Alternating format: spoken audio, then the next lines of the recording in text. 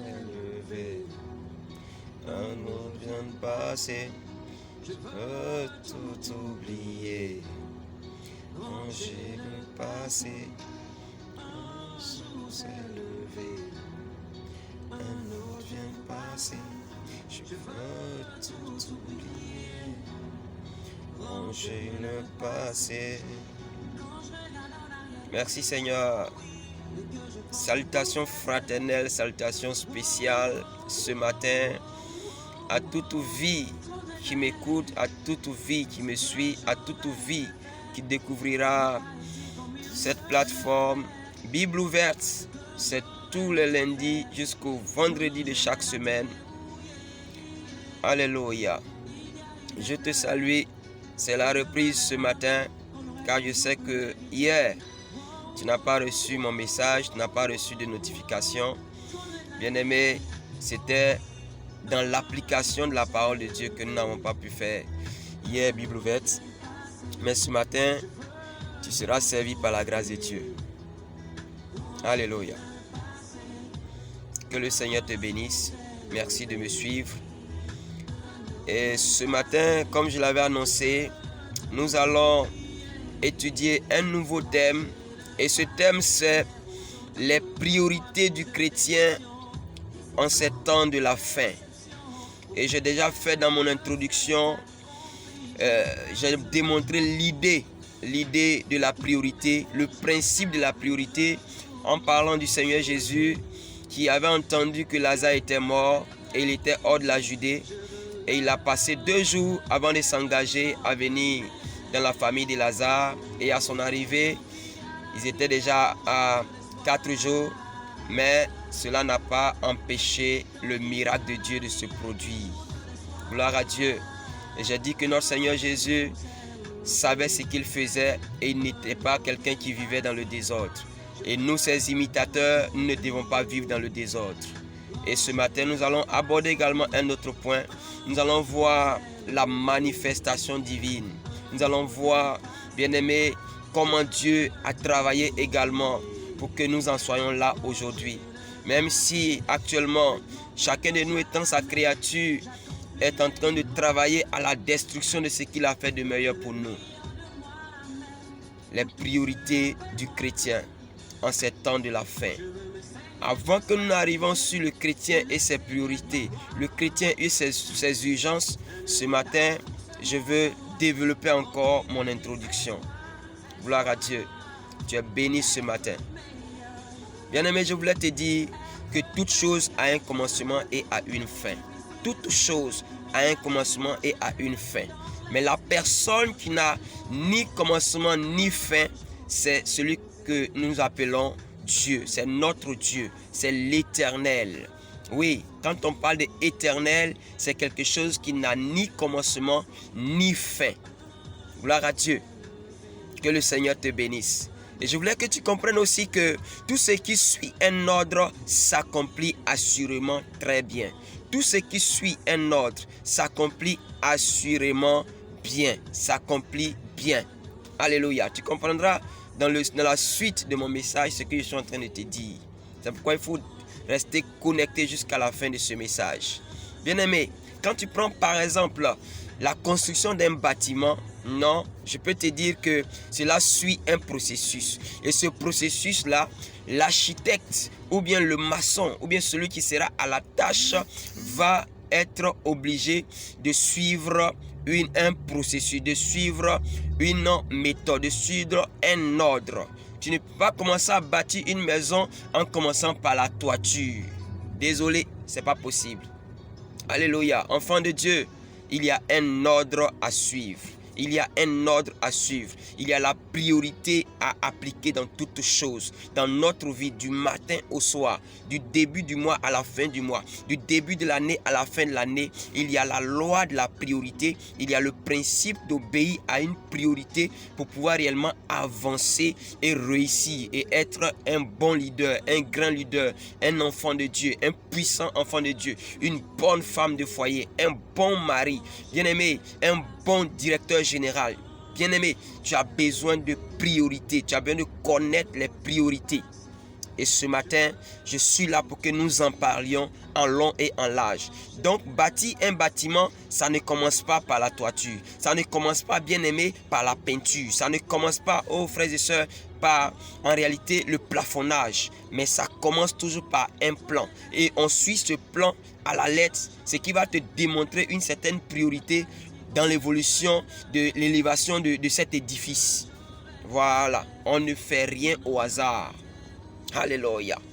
Bien-aimé, si tu fais le contraire, en commençant par la toiture, en ne commençant pas par un plan bien donné, en réalité, ça serait de la catastrophe. Jésus est merveilleux. Jésus connaissait la loi de la priorité. Alléluia. C'est pourquoi, bien-aimé, l'enfant de Dieu du 21e siècle, comme au temps du Seigneur, il a eu la connaissance de la priorité. Même pour ressusciter quelqu'un, il fallait faire autre chose d'abord avant de venir ressusciter Lazare. C'est pourquoi l'enfant de Dieu doit connaître ses priorités, ses urgences, ses urgences. Alléluia. Bien-aimé, pour réellement poursuivre dans mon message par rapport à ce grand thème que nous allons savourer ensemble, les priorités du chrétien en ces temps de la fin. Qu'est-ce qui vient avant quoi? Qu'est-ce qui doit être fait en premier? Qu'est-ce qui doit être fait en arrière-plan? Qu'est-ce qui doit être fait? C'est ce que j'appelais les priorités. Il y en a plein que nous allons voir et le Seigneur sera glorifié. Ce matin, la Bible dit dans Hébreux 11, le verset 3, c'est par la foi que nous reconnaissons que le monde a été formé par la parole de Dieu. En sorte que ce qu'on voit n'a pas été fait de choses visibles. Il dit quoi? C'est par la foi que nous reconnaissons que le monde a été formé par la parole de Dieu. En sorte que ce qu'on voit n'a pas été fait de choses visibles. Waouh! C'est très, très, très puissant. Aujourd'hui, si tu veux croire en la mer, au ciel, à la terre, c'est par la foi. C'est par la foi. C'est par la foi que tu peux comprendre que le monde a été formé par la parole de Dieu, par la voix de Dieu. Gloire au Seigneur. En sorte que ce qu'on voit n'a pas été fait de choses visibles. Je vais te faire le récit. Le récit. Comment Dieu a appliqué les priorités. Et c'est pourquoi nous aussi nous devons appliquer les priorités. Amen. C'est pourquoi nous aussi nous devons appliquer les priorités. C'est pourquoi nous aussi nous devons obéir à un certain principe pour pouvoir réussir en tant qu'enfant de Dieu. Pour pouvoir réussir premièrement dans notre vie spirituelle. Deuxièmement dans notre vie sociale. Troisièmement pour pouvoir atteindre le ciel, la vie éternelle, quand toutes choses seront accomplies. La Bible dit, nous voyons le récit de la création du monde. Parce que Dieu a appliqué la loi de la priorité. La Bible dit, au commencement, Dieu créa les cieux et la terre. Lorsque le monde a commencé à exister, Dieu était déjà au travail. Dieu n'a pas de généalogie. Dieu n'a pas un arrière-grand-père, un père et ainsi de suite. Mais Dieu, nous l'avons trouvé dans la Bible en train de travailler. La Bible dit quoi? Au commencement, Dieu créa les cieux et la terre. C'était son œuvre. Et comment ça s'est passé? C'est ce que nous voyons maintenant. La Bible dit la terre était informe et vide. Il y avait des ténèbres à la surface de l'abîme. Et l'Esprit de Dieu se mouvait au-dessus des eaux. Alléluia. Ah, le Saint-Esprit. Verset 3. Nous sommes dans Genèse 1, du verset 1 au verset 31. Pour faire le récit de la création et vous révéler que Dieu a appliqué un ordre pour que nous ayons ce monde parfait que l'humanité est en train de détruire, que la créature de Dieu est en train de détruire. Il dit au verset 3, Dieu dit que la lumière soit et la lumière fut. Dieu vit que la lumière était bonne et Dieu sépara la lumière d'avec les ténèbres. Verset 5. Dieu appela la lumière jour et il appela les ténèbres nuit. Ainsi il y eut un soir, il y eut un matin. Ce fut le premier jour. Bien-aimé, le premier jour, Dieu n'a pas créé l'homme. Dieu n'a pas créé les animaux.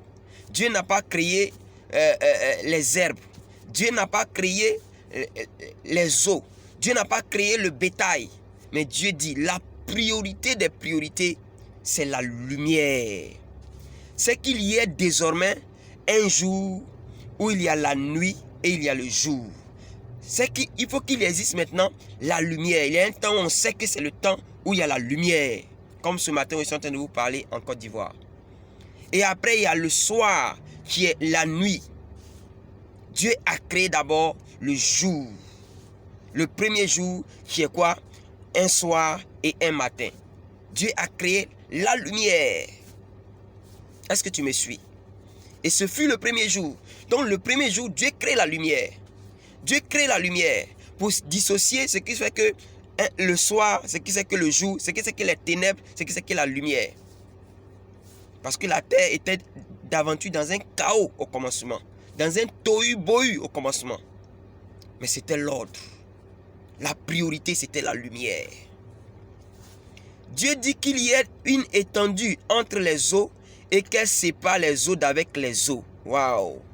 Et Dieu fit l'étendue.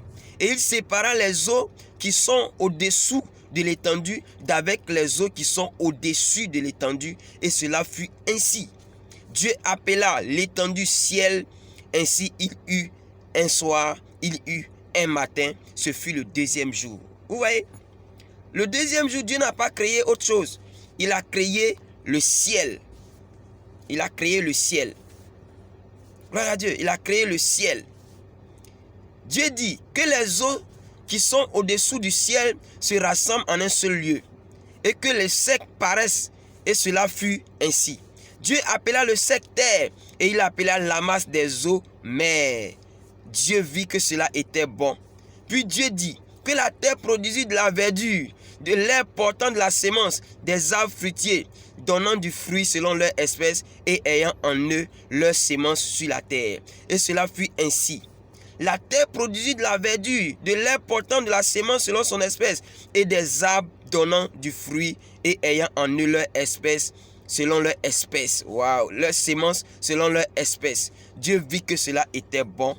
Ainsi, il y eut un soir, il y eut un matin. Ce fut le troisième jour. Bien-aimé, le troisième jour. Alléluia. Dieu a créé encore. Dieu a créé. Dieu a créé ce qui était sec. Dieu a créé la terre. Dieu a créé maintenant la mer. Dieu a créé vraiment de la verdure, des herbes. Dieu a créé des plantes qui avaient aussi de la sémence pour pouvoir se reproduire. C'était l'ordre. C'était le troisième jour. Dieu suivait une priorité pour faire quelque chose de parfait. Je vous donne cette histoire et ce récit parce qu'à la fin, Dieu dit quoi? Il a vu que ce qu'il avait fait était très bon. Quand tu vas de priorité en priorité, ce que tu finis par faire devient quoi? Très bon. Alléluia. Oh yes. Nous avons vu le troisième jour. Dieu dit qu'il y ait des luminaires dans l'étendue du ciel pour séparer le jour d'avec la nuit, que ce soit des signes pour marquer les époques, les jours et les années, et qu'ils servent de luminaires dans l'étendue du ciel pour éclairer la terre. Et cela fut ainsi. Dieu fit les deux grands luminaires, le plus grand luminaire pour présider le jour, bien-aimé, c'était le soleil, le plus petit luminaire pour présider la nuit. Il fit ainsi les étoiles. Waouh! Le soleil, la lune et les étoiles furent faites. Gloire à Dieu. Il a commencé à équiper le ciel. Il a commencé à se pencher sur comment la terre doit être. Ah, l'architecte. L'architecte par excellence. Alléluia. Dieu vit que cela était bon. Ainsi, il y eut un soir, il y eut un matin, ce fut le quatrième jour. Dieu dit que les eaux produisent en abondance des oiseaux vivants et que des oiseaux volent sur la terre vers l'étendue du ciel. Dieu créa les grands poissons et tous les animaux vivants qui se meuvent et que les eaux produisirent en abondance selon leur espèce. Il créa aussi tout oiseau ailé selon son espèce. Dieu vit que cela était bon. Waouh! Le Seigneur il est merveilleux. Dieu les bénit en disant, soyez féconds, multipliez et remplissez les eaux des mers et que les oiseaux multiplient sur la terre. Vous voyez? Dieu a créé des animaux. Dieu a créé des êtres vivants. Dieu a créé des oiseaux. Dieu a travaillé sur ce qui se trouve dans la mer. Dieu a travaillé sur ce qui se trouve sur la terre. Dieu a travaillé sur ce qui se trouve même dans les airs. Il a commencé, bien aimé, à équiper la création, à équiper toutes choses. Et ce fut là, bien aimé, le 5e jour. Le 5e jour. Oh, le 5e jour. Dieu dit que la terre produit des animaux vivants selon leur espèce, du bétail, des reptiles, des animaux multiples selon leur espèce. Et cela fut ainsi. Dieu fit les animaux de la terre selon leur espèce, le bétail selon son espèce, et tous les reptiles de la terre selon leur espèce. Waouh! Dieu vit que cela était bon. Puis Dieu dit, c'est arrivé sur nous maintenant. Verset 26 de Genèse 1.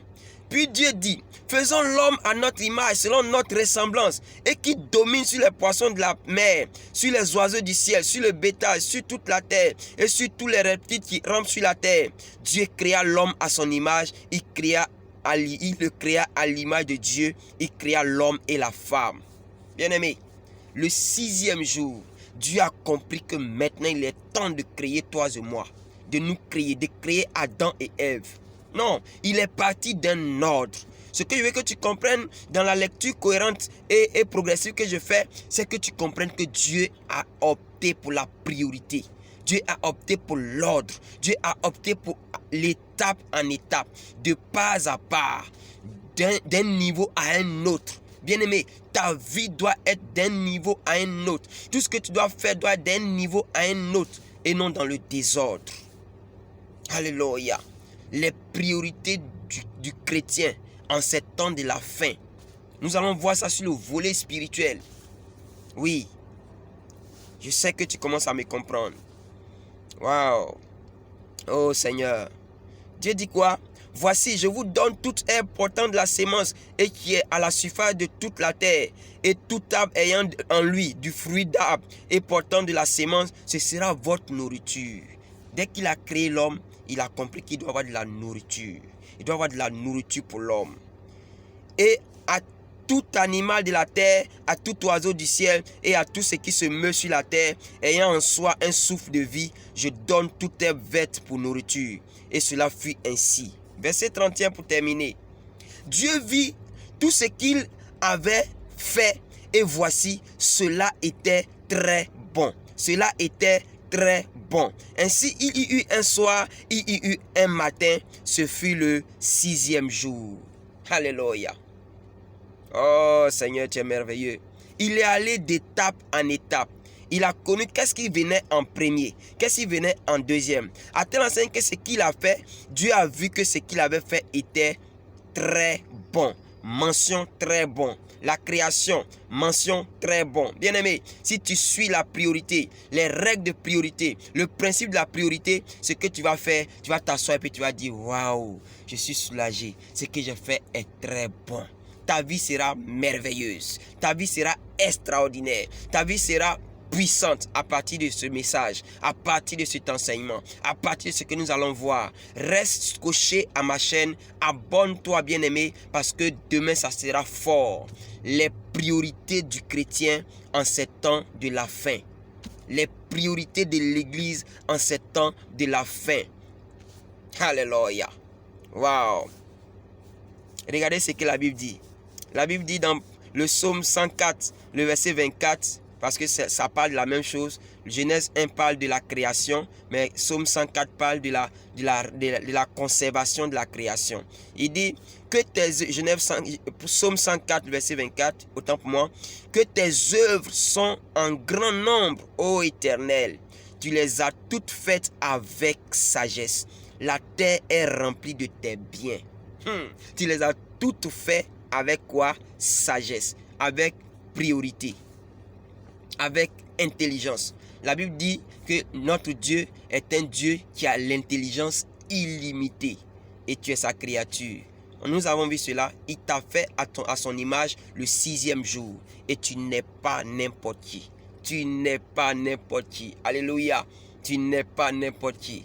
Que le Seigneur te bénisse. Bible ouverte ce matin, c'est la deuxième partie de l'introduction de ce que nous allons voir durant toute cette semaine, les priorités d'un chrétien en ces temps de la fin. Les priorités du chrétien en ces temps de la fin. Nous allons l'aborder beaucoup plus sur le plan spirituel et puis nous allons descendre dans les autres sphères de notre vie.